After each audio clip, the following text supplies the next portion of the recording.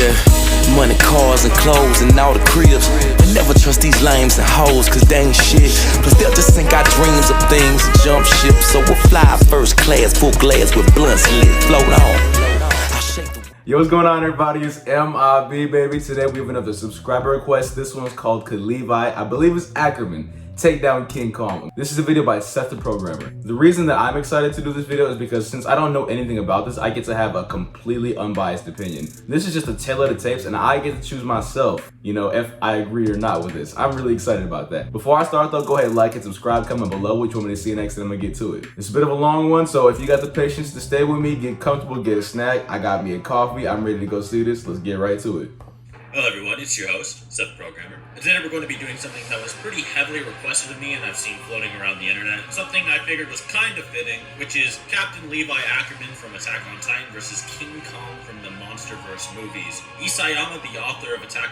Also, everyone, including my best of friends, are telling me to watch Attack on Titan, so I might go ahead and get started on that soon. If there's that many people saying something about it, there's definitely something to it. Attack on Titan was actually inspired by a lot of series that were listed in the Attack on Titan guidebook, ranging anywhere from the manga Berserk, directors like Quentin Tarantino, games like Monster Hunter, or movies like Jurassic Park and Godzilla vs. Biollante. There are also references to numerous things about his love of mechs, and how he had originally made a story similar to Kamen Rider where a hero transforms into a cyborg, his own words. This alongside the fact that in the MonsterVerse, Kong is referred to as a Titan, and Levi once fought the Beast Titan. I thought it was a pretty fitting matchup. I did think about Levi versus Godzilla at one point while thinking of this, but it just didn't seem as striking. Not sure if you guys feel the same, but King Kong just feels more interesting for this fight in particular, and seemingly more realistic. One is a giant radioactive lizard that can tank nuclear bombs, and the other seems more meaty and Titan-like.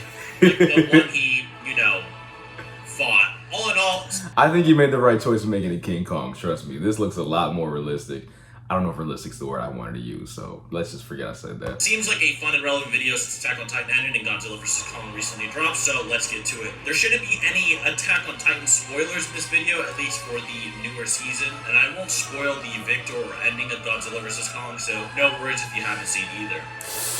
I think a good Yeah, and I'm one of those people who haven't seen either, but like I said, this is gonna make the video interesting to me. Introduction is to explain that neither Levi or Kong are normal. Seems obvious, but Levi isn't just a normal human, and Kong isn't just a big stinky ape. I mean, Kong is a big stinky ape, but not just that. And Levi is a human, but not only just a human. So don't imagine this as Kong trying to hunt down a normal dude zipping around with cables, or Levi just having to cut down a giant gorilla. They both have statistics that make them abnormal for their respective appearances. This is a pretty common fictional concept, but for those that are newer to versus videos or battles, I thought I'd clarify that.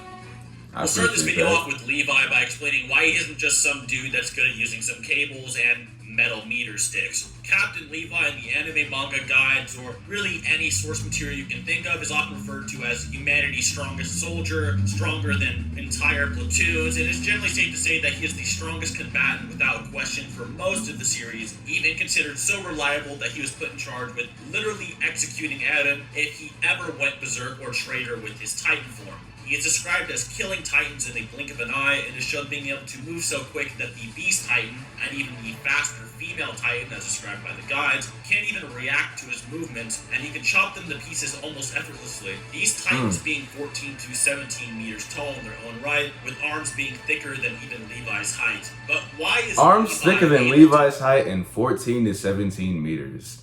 If you have the advantage over something like that, you're not to be messed with. So this man's tale of the tape. Him so far, especially with the size difference, I like this. I do.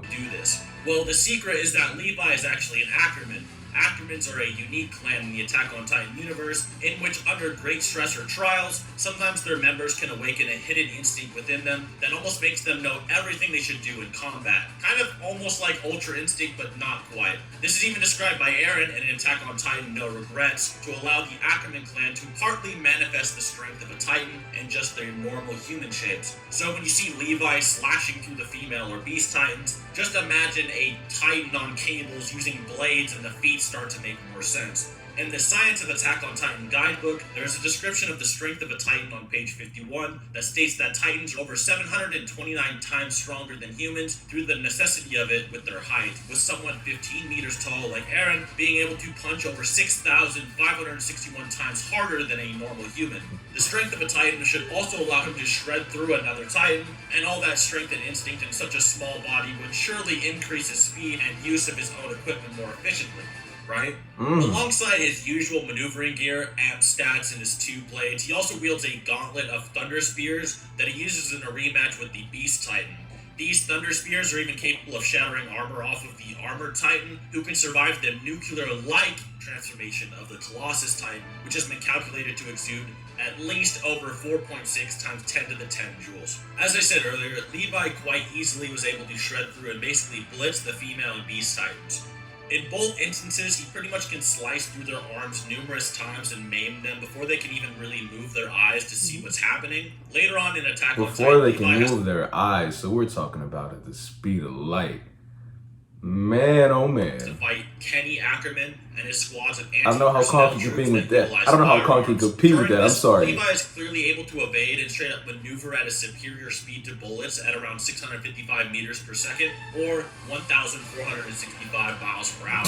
In the Attack on Titan guidebook, page 190, it's also stated that the female Titan launched a lightning-fast head kick on Eren to knock him out. However, taking this literally is a bit of a stretch considering the rest of the material so far, and this jabs at the speed of lightning or has lightning fast hits is a common hyperbole not to be taken literally, used for almost all of mankind's history, whether it be legends, boxing magazines, or whatever you can really think of. However, I will include a hypothetical where we do take that lightning statement literally for those that want to really grandstand it for whatever reason. For Levi's durability, as squishy as he might seem, still can be considered pretty Titan-like. This will be spoilers, so I'll leave a timestamp for you guys to skip to on the screen. I'm gonna let it happen. Spoiled. Anyway, after defeating Zeke again, Levi decided... By the way, I'm not talking as much as I usually do. It's because I'm really taking everything in. I'm trying to get every little piece of information and make sure I don't miss anything, just so I can make, well, an unbiased conclusion for myself at the end. ...is to chain him up to a Thunder Spear, and this Thunder Spear then detonates on Levi and Zeke point blank, almost killing both of them. Levi also snapped his leg in the fight with the female Titan when he landed on her arm rung. These Thunderbolts that Levi did take do have a high AP ratio capable of shattering the armor off the armored Titan, so Levi actually surviving this point blank is actually a good feat. Alright, we can take off the spoiler thing here. Now, getting on to King Kong, he's grown a lot stronger since he was just a baby fighting a skull crawler on Skull Island. He's reached the titanic size of over 102 meters tall, with a weight... Also, at the beginning of the video, a part of me wanted to just say Kong, just because of the size difference alone, but I know anime characters and the powers they be having, they be matching this stuff up so easily. It's like size does not matter. If we're talking about abilities alone, that makes it even. So I really want to see if Kong can do it, because at this point, with everybody I've seen Levi beat and hurt, he actually has his work cut out for him. That more than likely surpasses or rivals 164,000 tons and makes skyscrapers look like average debris during his battles. To scale King Kong, we of course have to go over Godzilla, his main adversary, as Godzilla has an insane feat catalog to go over, whereas Kong is a bit more vague. In the new movie, and to no spoiler, King Kong won't bow to Godzilla, the king of monsters, after every other Titan on Earth will, preceding the death of King Ghidorah. It's also probably no spoiler to say that this fight they have is very intense, and they are close enough in power to have a whole movie around them doing just that. Godzilla, who King Kong faces, is 120 meters tall, basically making him over 2 times as tall as the Colossus Titan, and making him look like a child. Godzilla is a force that humanity itself... But size, just by itself, I don't think that's gonna do it, because we're talking about the speed of light. That's what Levi has. That's what I've seen, so... really stands little chance of defeating without a bomb that deprives him of oxygen or whatever, but things such as even nuclear bombs, fighter jets, and every type of explosive mankind could ever muster would do nothing to Godzilla. In fact, nuclear bombs make Godzilla even more powerful as it feeds off the radiation, with the actual blast radius and heat doing nothing in terms of damage due to Godzilla's durability. Godzilla and King of Monsters faces King Ghidorah, an alien hydra that wants to consume and control the entire planet alongside its titans. Godzilla and Ghidorah have been rivals for thousands of years and have battled numerous times, with Ghidorah being so powerful that its mere presence generates a Category 6 hurricane and lightning storm that is faster than any storm in all of recorded history. Ghidorah creates thousands of these massive storms in the novel around the planet by passively existing, and is changing the very planet with them. Godzilla is strong enough then to take blows from its actual attacks and can even rip its heads off in battle. These storms have been calculated to outputting anywhere between 2.4 by 10 to the 19 joules to 1.8 times 10 to the 25 joules. As a reminder,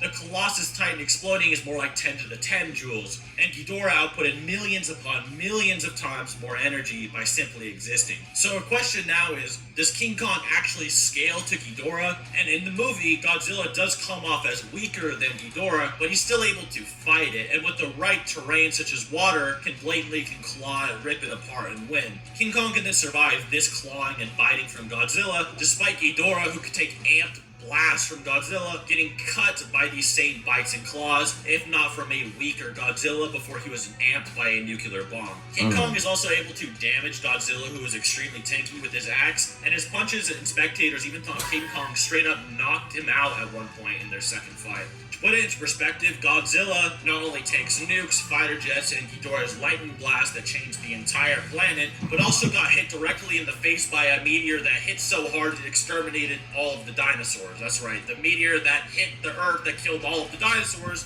made that impact on Godzilla's face, not the Earth. Kong can even remotely damage this guy, so you basically have a beast titan that is millions upon millions of times more durable, powerful, and is 8 times bigger. So at this point, the only thing we have left is speed. Perhaps with...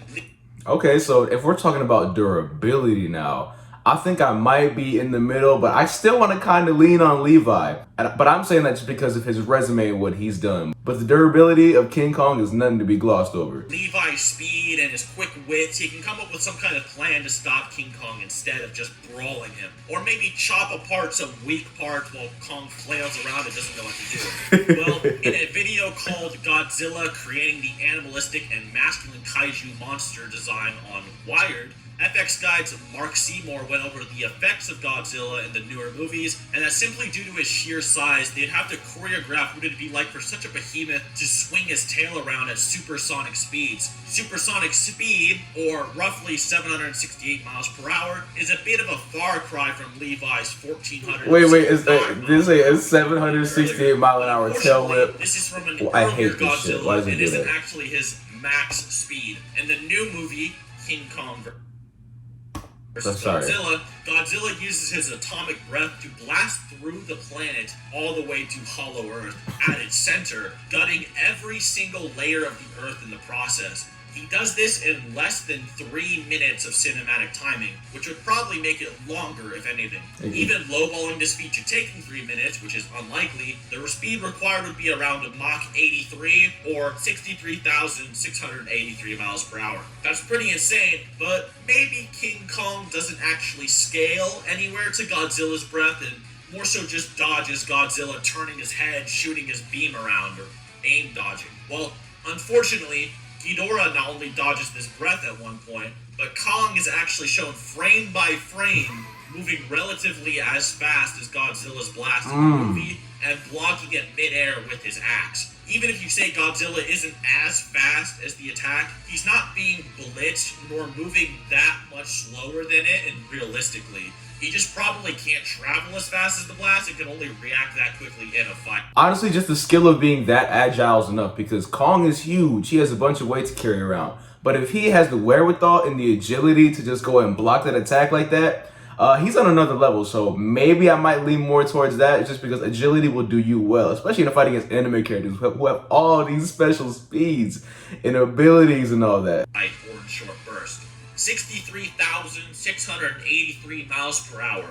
Fighting beings that almost terraform the planet by existing, can tank nukes, and to have some okay intelligence, especially if you consider the fact that Ghidorah's intelligence is considered supercomputer-like. Levi will definitely have a hard time. It's extremely hard to argue his blades would even have the strength to even damage King Kong's skin.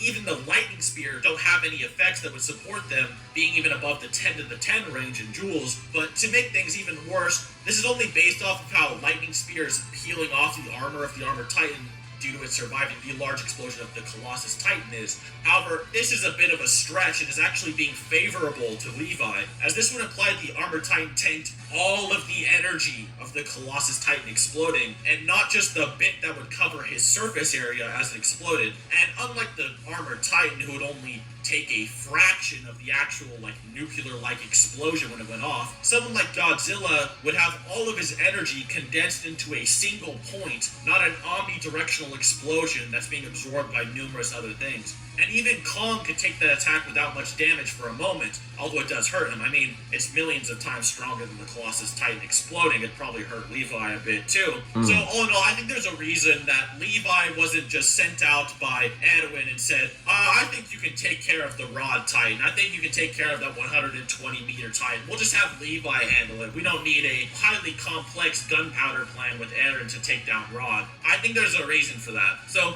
in conclusion, it's safe to say that Levi really couldn't do anything to hurt Kong, would probably be slower than him, and would be too fragile to even survive a haymaker from him. Yep, and it looks like that's where I'm at now, and you guys saw me slowly inching more towards that. But I really did want to believe Levi could do it. But the way Kong no-sells everything, he can take so much damage, and then it's just nothing to him. He's agile, so I can see why. Earlier in the video, I did suggest that perhaps using the guidebooks that Levi might be lightning speed if you use the whole lightning fast head kick statement. So if we did use that in retrospect, it's kind of like he would be fast enough to escape from Kong. You might be able to make some arguments for Kong, such as Ghidorah could shoot lightning bolts and use electricity, and he was Godzilla's eternal rival, so Godzilla should probably be able to react to lightning or something. However, even in King of Monsters, Godzilla never really reacted to the lightning. It seemed to always blitz him, if anything. So that's not really applicable, but it's like, even if Levi is the speed of lightning and he just has to permanently run away from King Kong, we know that King Kong probably has more stamina. Levi has a very limited usage of his maneuvering gear. Obviously has like a I really gas wanted to tank, be on and his side, we do know too. that his blades, which can't even pierce Kong, would never damage Kong. So unless Levi was to go around and maybe procure the oxygen bomb from the US military or something, he doesn't really stand a chance even with lightning speed. Although he would obviously last a lot longer. You might be able to make up some headcanon, like maybe he could jump inside of Kong's mouth and blow it up. However, we don't even know how that would apply. We don't know if the durability of the inside of Kong's mouth is somehow like thousands to millions of times weaker than the exterior. It seems very unlikely. No. I think with the way Kong is, even if he did throw a bomb of any sort inside of him, it would maybe do like, I don't know, take away, like, let's put this in video game terms, like take away half of his health, but I still feel like he'll have a lot left in the tank. That's my opinion though. All in all, really even with that, Kong does take the win pretty easily.